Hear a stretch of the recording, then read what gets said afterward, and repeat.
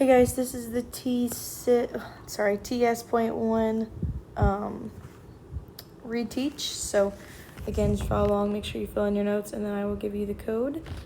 So these questions are over transformations, okay? Transformations, mainly just the rigid motion. So anytime we move a figure and it stays in the same shape, the same thing, right? Everything about it is congruent. It's the same. It's equal. Okay. So number 19 was one of the first questions dealing with our transformation standard. We see that we are using a figure, a regular regular hexagon with a center G. If the hexagon was rotated counterclockwise, so that way the image C was point E now, how many degrees was the hexagon rotated? So let's kind of go back through the question. We have a hexagon. Hexagon is a six-sided shape. We know that. And we want to rotate it counterclockwise, which means that we are turning to the left, right? Clockwise just means the direction the clock goes. Counter means the other direction. So we need to go left. So the image of point C was point E. So we gotta figure out how I can get from this point all the way to this guy, okay? Well, all of them are degrees. So I don't really know exactly how many turns it'll take me to get to all the way from C to E. Well, I know to go the entire circle, it's gonna take me 360 degrees. And because it's a regular hexagon, all the sides, all the angles, all of them are the same. So every time I go from one point to the next point, or one side to the next side, either way you want to think about it, it'll be the same amount of degrees. Well, the amount of sides there are, the amount of triangles we have in this shape is 6. So to figure out how many each turn is going to be, we'll just take the total and divide it into 6 equal groups.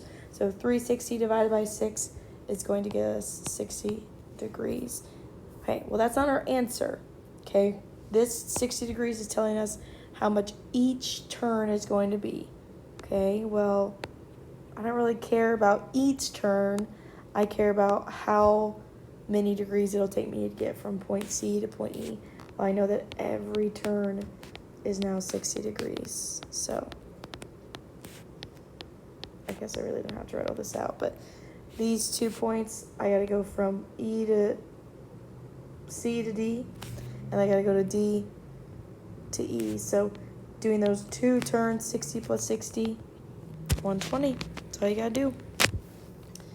All right, 20, we are dealing with identifying what type of rigid motion it can be. So kind of going down the list, we are talking about going from the one without prime marks to our prime marks. Remember, prime means that is the new image. So we go from the old to the new, if you want to think about it like that.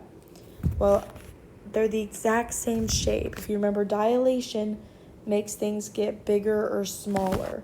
So the idea of dilation makes things get big or small.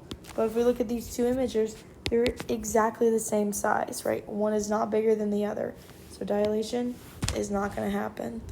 Reflection means that we have a flip of an object. It's kind of like if I had a triangle and I want to flip it over itself, it would kind of look like a little bow tie, right? It's reflecting over that line. It's like if I took something and I flipped it on the other side of it. Well, this does not look like it was flipped. It kind of looks like it's in the exact same spot. So reflection's not it. Rotation, very similar. Rotation literally means I'm taking the object and I'm turning it a certain degree. So kind of going back to what we were talking about with the triangle. If I had this triangle right here and I wanted to rotate it 90 degrees, it would turn. It would literally kind of be like a dial on like a stove. If I wanted to turn it, it would literally be turning around in that motion. So that's not happening, meaning the correct one is translation, which is true. I mean, it is a translation. Translation just means that I take an object and I'm either going to move it left, right, up, down, anything you want to do, right? So translation is correct. We're just going from our new point all the way to the right. There you go. 21, very similar to 20, except they tell us it's a reflection over the x-axis. So we kind of have to go back to our rules. What does reflection over the x-axis do? Because they want us to write the rule of that translation. So the first coordinates they give us, the x, y, that is the old coordinates. And then the ones over, this arrow tells us the transformation is happening to our new coordinates. So what I would do, I would just pick 2 points and write their old and write their new, just to see what pattern is happening, right? That's the goal. So S is for 1. I'll just do the ones over here on the right side. R is for 4, I believe. Kind of going down here to S prime. We've got 4, -1, and R is for -4. Okay, let's see what's kind of happening here. So A is saying that they both are changing sign. I don't think so, because if I look at S right here and S prime, my X's are the exact same sign. They're both positive. Now my Y's are opposite sign, right? The first one is negative. The S prime is, S is positive, S prime is negative. So that did change sign, but our X's, they're the same. So A is out. B, we kind of just said that our X's stayed the exact same, but our Y's changed, so they're both wrong. C, it says that our X's stay the same, so that's good. But then my Y's, it's saying I'm subtracting 2. Well, our transformations have to be accurate for all of them. So if I subtract 2 for the Y of the S coordinate, that does get me to -1. But if I subtract 2 for the R, that gets me to 4, 2. Well, 4, 2 is not the same coordinate as our R prime. That's not going to work. Transformations have to work on all the coordinates, not just one. Meaning D is our correct answer, which is true. Our X's stay the same, and our Y's change sign. Beautiful. Got one more. Let's go down to 22. We're talking about the translation, so I know I'm just sliding it, going left, right, up, down, of these 2 triangles are congruent. Okay, well, let's just kind of see, going from the image it wants me, translate that triangle, and then seeing if it lands us in that same point. So if we look over here, because the translation just slides it, the points where they're located should match up. For example, our F is kind of off to its own side, meaning if I look over at the other triangle, the coordinate that should be the exact same, just named differently, is T. Same as R and D. They're at the very top of our triangle. All we're doing is sliding it, so they should be exactly congruent. Doesn't matter what coordinate you take.